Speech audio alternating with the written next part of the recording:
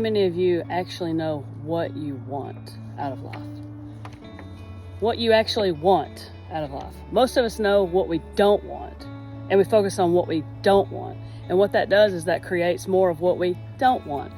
So instead, we need to figure out what we actually want for our life. What kind of life do we want? What's your dream life? And once we can get really clear on what you do want, then you can take steps in that direction so that you can create that reality for yourself. But you got to first figure out what you want. Once we can figure out what you want out of life, then you can take inspired action in the direction to creating that life. And what I mean by inspired action, not just willy-nilly doing something, because you remember the ego thinks we got to always be doing something. We got to be do.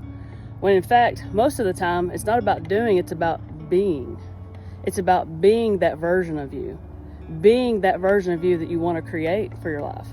So you got to figure out what that version of you does daily and what they don't do daily. And then when you're faced with a choice in your life, you ask yourself, is this going to get me closer to where I want to be or further away from where I want to be? And then you choose what is going to take you down that path of what you want to create.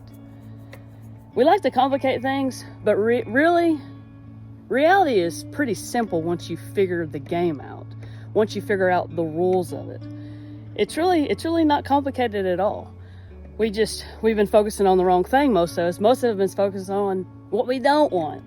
And remember, what you put your focus on, that grows and that builds, right? So we want to focus our energy on what we want instead of what we don't want.